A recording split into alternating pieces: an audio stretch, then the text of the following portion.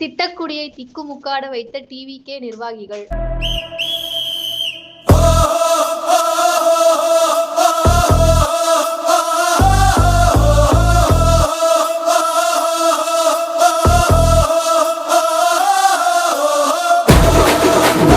ஆயிரக்கணக்கானோர் பங்கேற்று வேட்புமனு தாக்கல் ஊர்வலம்.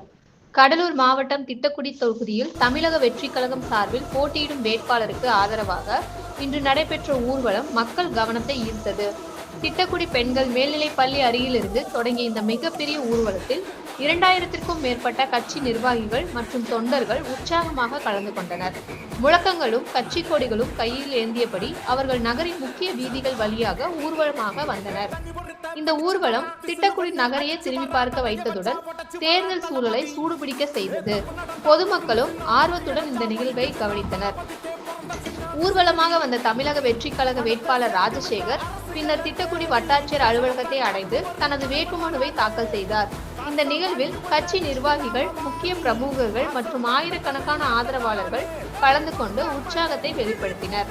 இந்நிகழ்வு திட்டக்குடி தொகுதியில் தேர்தல் போட்டி தீவிரமடைந்துள்ளதற்கான சுட்டிக்காட்டாக பார்க்கப்படுகிறது. செய்திகளுக்காக தீதும் நன்றும் செய்தியாளர் வெங்கடேசன்.